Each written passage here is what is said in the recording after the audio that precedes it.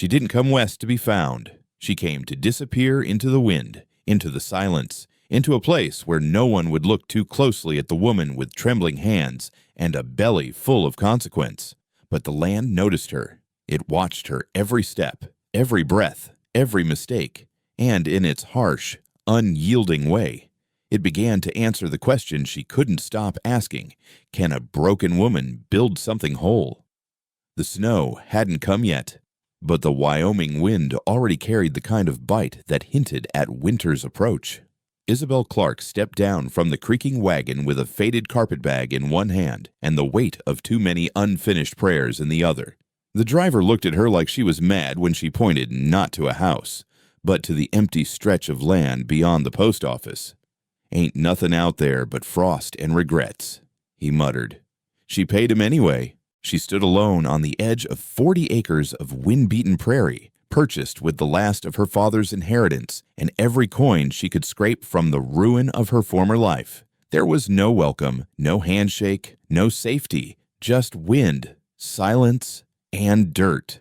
Isabel was 6 months pregnant. There had been a time, not so long ago, when she wore silk gloves and attended garden parties in Charleston, when her husband whispered promises over fine china, and the world bent kindly around her in subtle, flattering ways. Then came the silence. Then the letter. Then the hush in her family's drawing room when she told them she wouldn't be returning to her marriage or to them. She didn't tell them why. Pride, perhaps, or shame.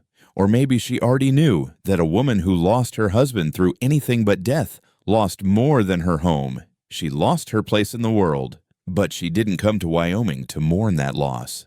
She came to carve something out of the nothing that remained. The land office had offered her a plot no one else wanted. Too exposed, too far from the town proper, too dry. Isabel saw it and thought perfect. She didn't want neighbors. She didn't want pity. She wanted space. She wanted silence. And so she began. Her hands were untrained, her body aching under the weight of new life and old mistakes. But there was something strangely sacred about the work, the way the hammer hit the nail, the way the boards lined up straight when she focused hard enough. Each movement hurt, each movement healed. She started with the foundation stones, dragged from a nearby creek bed, one by one, until her shoulders throbbed and her back screamed. She bled. She cursed. She cried without making a sound, and the land watched. She wasn't the kind of woman who knew how to survive in the wild, but the wild didn't seem to care. It demanded everything she had, and then asked for more. At night, she slept inside a frame of timber too short to hold heat and too open to keep out the wind. She wrapped herself in every blanket she owned and whispered lullabies to the unborn child inside her, hoping it couldn't hear the tremble in her voice. She missed warm baths, butter, books. She missed the woman she used to be, but only in the way a child misses fairy tales after learning the world doesn't hand out happy endings. By week 3, her hands had hardened. The blisters turned to calluses. Her clothes no longer fit, but she learned to tie them differently. She found that if she stood just right, the mountain range in the distance looked like protection instead of a barrier. She rarely looked at her reflection in the shard of mirror she carried, but on the morning of the first frost, she caught her own eyes and didn't flinch. That felt like something. She didn't know if she would survive the winter. She didn't know if she would survive childbirth. But she knew one thing. She would rather die building a life of her choosing than live another day trapped in someone else's dream. The mornings came earlier now. The wind no longer whispered through the grass, it howled. It tore across the prairie like something wounded, something ancient. Isabel Clark rose with it, just before dawn, her fingers numb before she even reached the door. The cabin frame stood like a stubborn prayer against the horizon, half-built and skeletal. It was too small, too drafty, too crooked in places where the planks refused to cooperate. But it was hers. She lit the small fire she'd rigged beneath the tarped shelter and boiled water from the creek in a blackened tin kettle. Her breath fogged in the air. She cupped her belly as she waited for the water to warm. The baby was still, but she'd begun to know its rhythms active after she ate, calm when she sat by the fire humming old hymns. It was the only audience she had, and somehow the most forgiving. By now, Isabel had grown accustomed to the pain, the dull ache in her lower back, the sharp pull of muscles straining to do what they weren't built for. Her palms were rough, covered in shallow cuts that never quite closed, but her hands had become tools now honest and hardened. She had learned more in 6 weeks than in all her years of finishing school. She could mix mortar and set stone. She could fell a tree badly and split its trunk into beams. She'd memorized the sound of a level beam, the groan of one misaligned. Her body paid for every mistake, but she made fewer of them now. There were moments, just before dusk, when the wind paused and the golden light washed over the clearing, when she could see it, what it might one day be, a cabin, a hearth, a porch where she could sit and watch the child play beneath the sky, a root cellar to keep the potatoes cold through the long white silence of February. It wasn't much. It was everything. She didn't expect anyone to see it. Not really. She wasn't building a legacy. She wasn't building a statement. She was building survival. That was enough. But on the 7th Thursday, she kept tracking chalk marks on the log near the well. The world sent someone anyway. The sound of hoofbeats reached her before she saw him. Her first instinct was fear. No one came out this far unless they were lost or dangerous. She set the saw down and wiped her hands on her apron, dust streaking her cheeks as she shaded her eyes against the sun. The rider approached slow and easy, like he had all the time in the world. He wore a wool coat the color of smoke, a worn hat tilted low. His horse was too fine to belong to a homesteader. She knew enough now to tell a working gelding from a parade animal. This one had muscle, training, and care. So did the man riding him. He stopped at the edge of her clearing and touched his hat, eyes scanning the half-built cabin, the stacked lumber, the woman with a belly too round to be mistaken for anything but expecting. "Ma'am," he said, voice steady, touched by a drawl so faint she almost missed it. "I'm Gabriel Hartley. My family runs the West Hollow Ranch about 10 miles north." She nodded slowly, her heart a tight fist in her chest. "Isabel Clark." The silence stretched awkward between them as he surveyed the scene. His gaze lingered on the lumber piles, the uneven roof frame, and finally her face sweat-slicked, hair braided back, fingernails black with dirt. She looked like everything she'd once been taught to avoid becoming.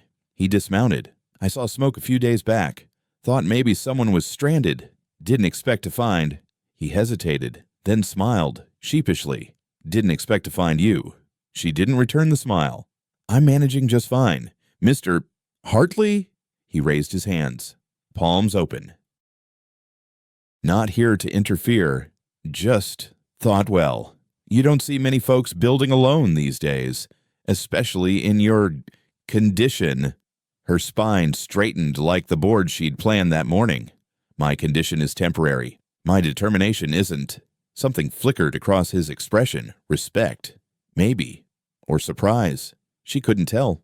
"Well said," he replied, after a beat. "Still, I'd be happy to lend a hand if you need one. I've built a few cabins in my time, or at least helped my crew do it. I don't take favors. I didn't say it'd be a favor. Call it neighborly instinct." She stared at him, this man with the too easy smile and eyes that missed nothing. He looked like someone who was used to being trusted. That made him dangerous. "I came out here to be left alone. Mr. Hartley." He nodded again, but his gaze softened. "Understood. But sometimes, being left alone isn't the same as being safe." She didn't answer. She didn't need to. He tipped his hat again and turned back to his horse. Before mounting, he glanced over his shoulder. "For what it's worth," he said, "I think what you're doing out here, it's the bravest damn thing I've ever seen." And with that, he rode away quiet, respectful, and gone. But the words stayed behind. Long after the hoofbeats faded, long after the light dipped below the horizon, and that night, for the first time in weeks, Isabel dreamed not of escape, but of what it might feel like to be seen and not judged. Gabe Hartley returned 3 days later. Isabel heard the horse before she saw the man. A quieter gait this time, as if the animal had been trained not to intrude, like its rider knew silence had value here. She was on the roof, kneeling over a crossbeam, hammering shingles one at a time. She didn't pause when he called her name. "Miss Clark," he said, standing beside the ladder she'd wedged into the frame. "That's dangerous work, especially in your condition." There it was again, that phrase, so neatly wrapped in concern, so full of doubt. She set the hammer down slowly and looked down at him, shielding her eyes against the sun. "I've been climbing trees and fixing things since I was 10. I didn't stop when corsets were expected, and I'm certainly not stopping now." Gabe blinked, then chuckled. "Fair enough."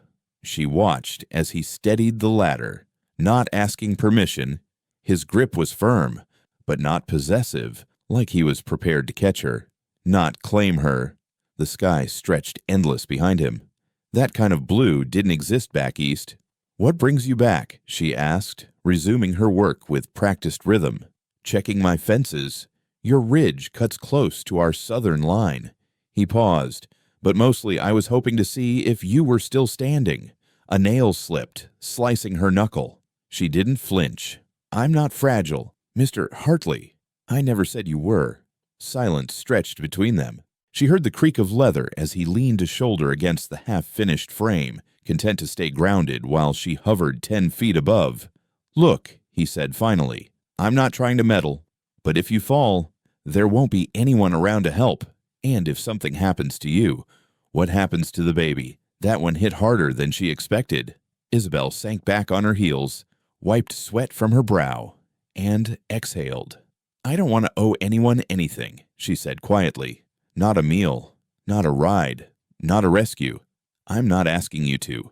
His voice was softer now, but helping someone doesn't have to come with a ledger. She looked down at him again. "That hasn't been my experience." He nodded slowly, accepting the weight behind her words without pushing for details. Then, just as quietly, he said, "You can be strong and still let someone hand you a hammer." Her lips twitched. It wasn't quite a smile, but close. "Do you even know how to use one?" Gabe's grin spread across his face. "Ma'am, I may own the finest horse in 3 counties, but I've dug post holes in frozen ground and splinted cattle legs in rainstorms. I know my way around more than a saddle." The breeze caught her braid and lifted it slightly. She adjusted her stance, the baby shifting low in her abdomen. "You really that bored up on your ranch?" He shrugged. "Maybe I just like watching you prove people wrong." That made her pause, not because it was flattering, but because it felt like the kind of truth someone didn't say out loud unless they meant it. She climbed down carefully, each rung deliberate, and stepped into the dirt beside him. They stood closer than strangers, not yet friends. "Then if you want to help," she said, "hold the shingle stack while I cut the next row." He did, without a word, without a grin, just steady hands and quiet presence. For the next 2 hours, they worked. No stories, no question, just the rhythm of shared labor. Gabe handed nails. She hammered. He adjusted the frame. She smoothed the joints. By the time the sun reached the edge of the clearing, the cabin had a roof. Not perfect, not pretty, but solid. When they climbed down, Isabel sat on the porch's unfinished edge and pressed a hand to her side where the baby kicked in protest. "You okay?" Gabe asked, crouching nearby. "Just sore. She's got strong legs already." He raised an eyebrow. Isabel smiled. A real one this time. "Just a hunch. Stubbornness feels familiar." He looked at her for a long moment, then said, "I brought you something." From his saddlebag, he retrieved a small bundle wrapped in rough linen. Inside were a pair of knitted baby booties and a pouch of dried herbs. "My mother's doing," he explained. "She heard there was a woman out here going it alone. Said no baby should come into this world without something warm and something soothing for her mother." Isabel held the tiny booties in her hand, blinking down at them like they might vanish. She didn't say thank you, but she didn't hand them back either. That night, long after Gabe had ridden away and the sky burned down into stars, Isabel tucked the booties under her pillow, and for the first time in months, she didn't fall asleep with her jaw clenched tight. She fell asleep wondering what kind of man noticed a woman's strength and didn't try to tame it. By the time the first snow dusted the ridge, Gabe had become a fixture not daily, not expected, but somehow inevitable. He never stayed long. Sometimes he brought nails, or rope, or dried apples from the ranch pantry.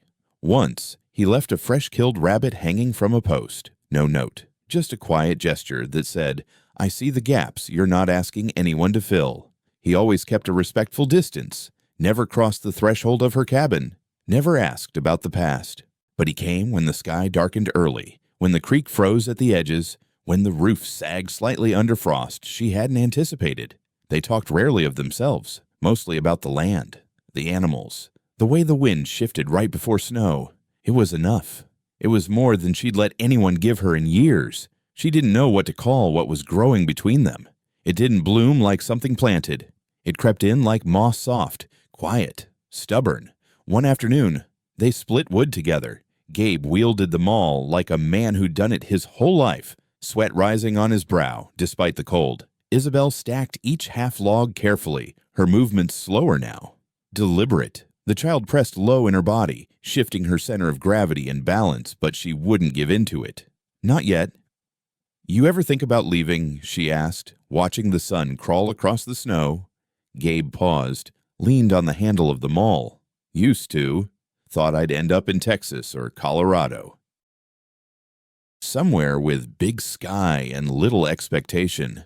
But I stayed." He looked at her. "Turns out the sky's big enough here." She didn't answer, just kept stacking. Later, as dusk poured over the valley, they sat on the porch unfinished, like everything else, but solid enough to bear their weight. Gabe passed her a cup of hot tea he'd steeped over her small fire. "Tell me something true," he said. She looked sideways at him. "Why?" He shrugged. "Seems fair. You built this whole life on grit and silence. I figure I've earned at least one truth." She considered him. The way his jaw tensed when he was nervous. The way he didn't flinch when she met his eyes. "I'm scared all the time," she said. He didn't react, just sipped his tea. "What about you?" she asked. He leaned back, stretched his legs. "Truth, I was supposed to marry Victoria Marston next spring. Our families decided that before we had teeth." Isabel blinked. "Your engaged was, I don't know. It's a contract, more than a connection. Victoria's sharp, beautiful, born to throw dinner parties and raise prize foals." He smiled, but it didn't reach his eyes. "She deserves someone who sees her." "And you don't. I see too much," he said quietly. "And not enough of what I'm supposed to." The air thickened between them. Isabel's hands wrapped around her cup like it was the only thing anchoring her to the moment. Then Gabe said something that cracked her heart open. "When I saw you swinging a hammer with one hand and steadying your belly with the other, I thought God help the man who ever underestimates her." She didn't speak. She couldn't. He stood then, slowly, as if he knew he'd gone as far as she would let him. "I'll be back Thursday. Storm's coming. I didn't ask for your schedule," she said. He smiled, soft at the edges. "Didn't give it for your permission." That night, the baby kicked so hard she gasped. For a moment, it felt like the child was trying to remind her of something her own pulse, perhaps. Or maybe the fact that despite everything she'd lost, this was still hers. She wrapped the small blanket tighter around her shoulders and stared at the door, wondering why she missed someone she'd never invited in. The following week, she let him fix the draft beneath the window. Didn't ask. Didn't thank him. Just handed him the hammer. He didn't smile. He didn't tease. He just said, "Pass the nails." When he finished, he wiped the dust from his hands, walked to the table, and pressed his palm against the wood grain she'd sanded down the night before. "You know," he said, voice low, "this is more than shelter. You're building a future that doesn't beg permission to exist. That's rare." Her eyes met his. "So are you," she whispered. They didn't touch. Not then. But the space between them shifted just slightly like the first hairline crack in ice before the thaw. She should have told him sooner. But how do you tell a man who looks at you like you're rebuilding the world with your bare hands that the world you left behind is still shackled to your name? It happened the day after the second snow, The wind had blown down a corner of the fence, and Gabe came to help her reset it. They worked in silence, side by side, like they always did until she handed him the hammer, and their fingers brushed. He didn't let go right away. Neither did she. It was the first time their skin truly met. Not for necessity, not for balance, just because it felt like they had arrived at that moment slowly, honestly, without permission, but with purpose. And then she said the words that unraveled everything. "I was married," she said softly, as if the wind might carry the truth away before he could catch it. "Still am. Legally." Gabe froze, the hammer gripped in one hand. She looked down, unable to meet his eyes. "Charles Whitmore, Charleston. We married in 72. He left when I told him I was pregnant. Accused me of lying. Never signed the papers. I left with what I could carry and didn't look back." Silence. Long, punishing silence. Then Gabe exhaled, slow and steady, like a man who'd just had the air punched from his chest. "That's the child's father?" he asked. She nodded once. He doesn't want her, but he doesn't want scandal either. When she finally looked at Gabe, she expected judgment or disappointment, maybe even anger. What she saw instead was grief, not for her, for them. He placed the hammer on the ground and rubbed the back of his neck. "You should have told me. I know. I wouldn't have turned away. I know that too. That's why I didn't." His jaw clenched. "That's not fair." "No," she said. "It's not. But I've learned not to trust kindness that comes too quickly." He opened his mouth, closed it again. The words wouldn't come. And then, without another syllable, he mounted his horse and rode away. She didn't cry. Not then. But the sound of his hooves fading into the distance cracked something inside her that had held steady through everything else. The next visitor arrived 2 days later. But this one didn't come with supplies or warm eyes or a steady hand. Victoria Marston. Isabel saw the carriage long before it stopped at her gate, sleek, black. Too elegant for this patch of hard land. Victoria stepped out in a fur-lined coat, her blonde hair tucked beneath a velvet hat. Her gloved hands curled around a parasol that had no purpose in this weather other than decoration. She didn't smile. "You're Miss Clark, I presume," she said. "I am," Isabel replied, bracing herself. "My name is Victoria Marston. I believe you've become acquainted with my fiancé." That word landed like a blade. Not because Isabel didn't know it was true, but because hearing it spoken aloud made everything she'd tried to pretend wasn't real. Real. "I came to clarify a few things," Victoria continued, "and to extend an offer. If you leave now, your name stays clean. No scandal, no whispers, no trouble." Isabel's pulse thudded. "I haven't done anything wrong. Your existence is enough." Victoria's smile was cold. "You're a woman, visibly pregnant, living alone. He visits you. People notice. People assume. Assumption becomes accusation. You'll ruin him. I never asked for his help, but you took it. Repeatedly. And don't act like you didn't see the way he looked at you. Like he belonged here." Her eyes swept the cabin with disdain. "In this half-finished ruin." Isabel stiffened, fingers curling into fists. "This ruin is the first thing I've built without anyone's permission, including his." Victoria's voice hardened. "Then finish it alone. Quietly. Far from here." "What if I don't?" Isabel asked, already knowing the answer. "Then the Marstons will make life very difficult. For you, for him, and for the child." She left without waiting for a reply. That night, the storm rolled in. Snow slammed sideways against the windows. The wind screamed through the cracks in the cabin's frame like it was mourning something. Isabel sat by the fire, wrapped in every blanket she owned, holding the knitted booties Gabe's mother had sent. She stared at them for a long time. Then, with trembling hands, she placed them gently back into the box, shut the lid, and slid it beneath her cot. The next morning, she began boarding up her heart the same way she boarded the windows. When Gabe returned a week later, he looked different. Thinner around the eyes, older by years he hadn't lived.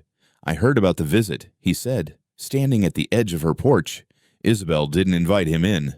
I didn't ask for it. She said, I know. Did you know she'd come? He hesitated.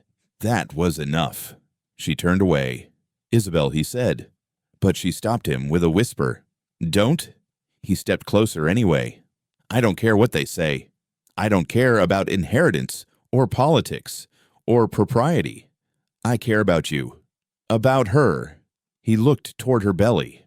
Let me be here. She shook her head slowly. You can't fix this with warmth. Gabe, you can't outlove a town full of wagging tongues.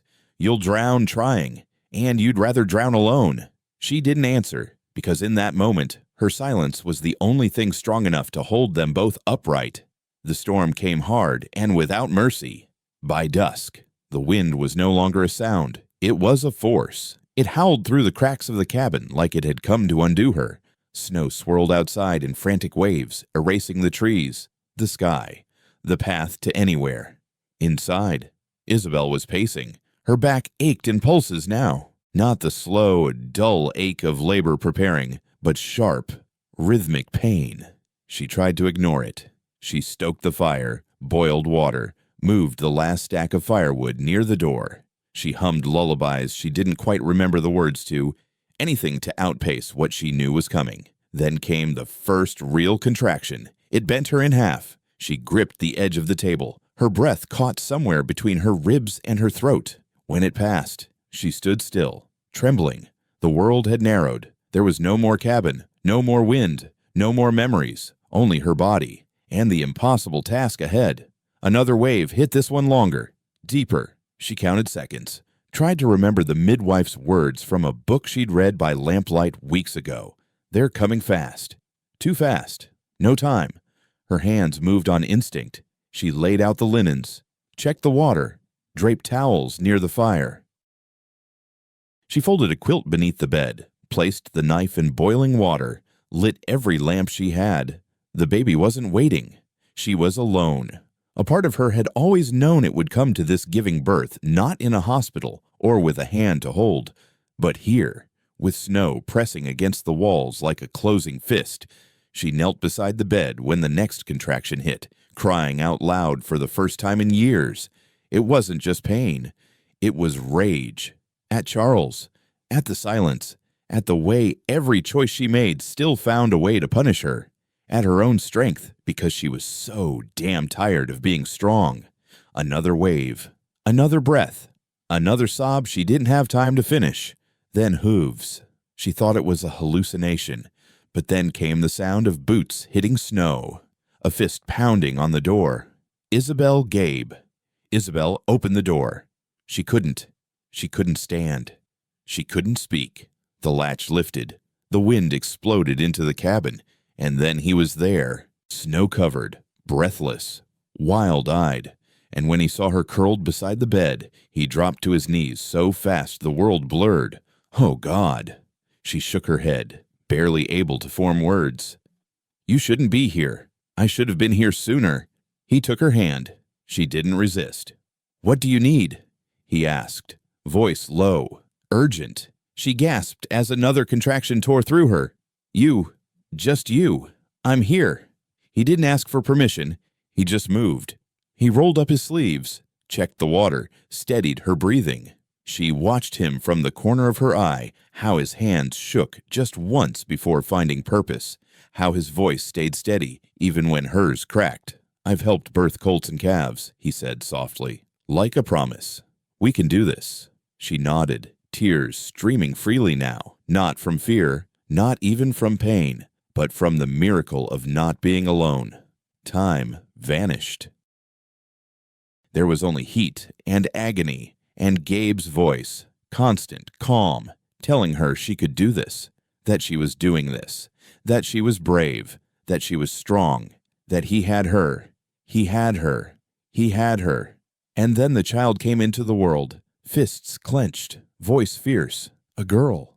She's perfect, Gabe whispered, eyes shining as he placed the tiny, wet body on Isabel's chest. Isabel sobbed not from relief, not even from joy, but from the overwhelming, uncontainable realization that she had survived, that they had survived, The child nestled into her, slick and warm, already rooting instinctively. "I named her Hope," Isabel whispered, still panting. Gabe smiled through the tears in his lashes. "Of course you did."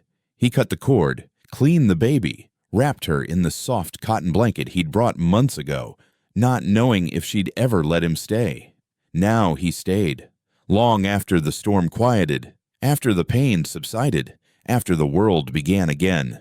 He held both of them, her hand in one, the child in the other, like they were the only things that had ever been real. And that night, while wind moaned low across the eaves, Isabel let her head rest on Gabe's shoulder and whispered the words she never thought she'd say again. "Please don't leave. I wasn't planning to." And for the first time in years, the word home felt like something more than a place. It felt like him. 3 days after Hope's birth, the letter arrived. Gabe brought it in from the storm. The envelope smudged with water and mud, the seal intact but already sinister in the way it bore the initials she thought she'd left behind. "W." Isabel sat at the table, Hope nestled in the crook of her arm, wrapped in the cotton blanket that still carried traces of Gabe's scent pine, wood smoke, leather. She didn't want to open the letter, didn't want to touch it. But silence never kept a man like Charles Whitmore away for long. She unfolded it with shaking hands. "You are still my wife. In the eyes of the law and the court, your public disgrace is a stain upon the Whitmore name. If you do not return to Charleston immediately with the child, I will initiate proceedings to have her declared mine and raised within the family legacy. This is your final opportunity to redeem yourself through compliance." She read it twice, then 3 times, and then she rose, handed Hope to Gabe, who took her like she was made of starlight, and walked outside into the snow barefoot, just to scream. Inside, the fire crackled low. Gabe sat on the floor, the baby sleeping against his chest, her tiny hand curled into the fabric of his shirt. He didn't speak until Isabel returned. "I'm not going back," she said simply. "I know, but he's right about one thing. I'm still married. I never finished the paperwork. I thought if I left, that would be enough." Gabe nodded. "It should have been, but it wasn't." She sank down beside him, wrapping the quilt tighter around her shoulders. The silence stretched, but not unkindly. "I'll lose her," she whispered. "He'll use every coin, every lawyer, every loophole. And if a judge decides he has rights, she'll be taken from me." "Then we leave," Gabe said. She blinked. "What Colorado territory?" "My cousin runs a small ranch near Denver. They don't care much for Charleston names or fancy Eastern husbands. They've got their own problems and their own laws." She stared at him, eyes wide with disbelief. "You're serious? I've never been more—" "But your family, your inheritance. I don't want a life I have to keep apologizing for." He looked down at the baby. "And I'm not letting anyone take her. Or you." For a long time, neither of them moved. Then Isabel leaned into him, and Hope, and the warmth between them that had taken so many storms to create. "Will it be enough?" she asked. Gabe kissed her temple. "It'll be ours." That night, while Hope slept swaddled in a crate padded with blankets, Isabel and Gabe packed what little they owned: a skillet, a pair of boots, the letters Isabel had written and never sent, the cross from her father's desk drawer, the cradle he had helped her carve, a bag of silver coins buried beneath a loose floorboard. She left the rest: the cabin, the tools, the roof that barely held. It had given her a place to survive, but now she wanted to live. At dawn, they hitched the wagon and wrapped Hope in every warm thing they owned. Snow glittered along the trail. The mountains loomed like ghosts ahead. Gabe looked over his shoulder at the clearing where their story had started. "You sure?" he asked. Isabel took his hand, steady and unshaking now. "I'm not running," she said. "I'm choosing." And with that, they rode west toward the unknown, toward freedom, toward a future written not by courts or bloodlines, but by courage, by hope, by love. 3 years later, the garden was in full bloom. Rows of lettuce stretched beneath the Colorado sun, and green beans climbed their stakes like they were racing toward heaven. Isabel knelt in the soil, her hands dirt-streaked but steady, as her daughter squealed with delight somewhere behind her. "Mama, I found a worm." Hope's voice, bright and breathless, carried across the field like laughter. Isabel looked up, shielding her eyes with the back of her hand. Gabe was standing near the shed, watching their daughter dangle the earthworm triumphantly. He grinned, then caught Isabel's eye and winked. This was their life now, a small ranch tucked in the hills west of Denver, a modest house they'd built with their own hands, a daughter who ran barefoot and fearless through the grass. The sun caught in her hair like gold. They hadn't made it rich, but they'd made it free. The letter came on a Tuesday, a plain envelope, dusted with travel. Isabel held it in her hands, heart still. She didn't need to open it to know what it said. Charles Whitmore was dead. No trial, no fight, no final confrontation, just a name in black ink and a signature from a Boston attorney. She was free, officially, legally, publicly. But the truth was, she had been free for a long time. That evening, she stood on the porch with Gabe, Hope curled against her side, a blanket around their shoulders. The stars blinked awake above them. "We could get married now," Gabe said quietly. Isabel turned toward him, surprised. "I mean, really married," he added. "Ceremony, rings, a piece of paper that proves what we already know." She smiled. "I don't need proof." "I do," he said. "Not for the law, for the little girl who's going to ask, someday, how this all began." Isabel looked down at Hope, fast asleep, her mouth slightly open, her cheek warm against her chest. "All right," she whispered. "Let's do it." And so they did. On a warm afternoon in June, beneath a tree they'd planted themselves, with neighbors gathered in folding chairs and the mountains rising behind them, Isabel Clark became Isabel Hartley, not because she needed a new name, but because she had finally found a life worth naming. Gabe said his vows with one hand in hers and the other resting lightly on Hope's shoulder. And when the time came for her to speak, Isabel said only this: "I was never saved by love. I saved myself. But love was brave enough to stand beside me while I did it, and that changed everything." Afterward, as the guests shared pie and laughter, Isabel stood back and watched. Gabe was helping Hope chase fireflies, his laughter ringing across the grass. The scene was simple, unremarkable, perhaps, to the world, but to her, it was holy, because it had been earned, because it had been chosen, and because it had been built not from what was broken, but from what had survived. In the quiet moments before sleep that night, as she traced the scar, still faint, on her hand from that first winter's work, Isabel understood what she wished every woman could know, that you don't need to wait for permission to begin again, that you are not your past, that you are not what was done to you or what you had to do to survive. You are what you choose, what you fight for, what you love, and when you build with your own hands, no matter how shaky, no matter how scarred, the thing you make is yours, fully, fiercely, forever. So, to you watching this story unfold from across the screen, if you've ever felt like your life fell apart, like you had to start over with nothing but heartache and grit, you are not alone, and you are not finished. Keep building, keep choosing, keep believing there's still something beautiful waiting to grow in you. If this story touched your heart, even just a little, leave us a comment below and share your favorite moment. Was it the roof, the baby, the storm, or the garden? And if you haven't yet, hit that subscribe button, because somewhere out there, someone else needs this story. And maybe they need you too. We'll see you in the next one. And remember, sometimes hope doesn't come to save you. It comes so you'll remember you were strong enough to save yourself.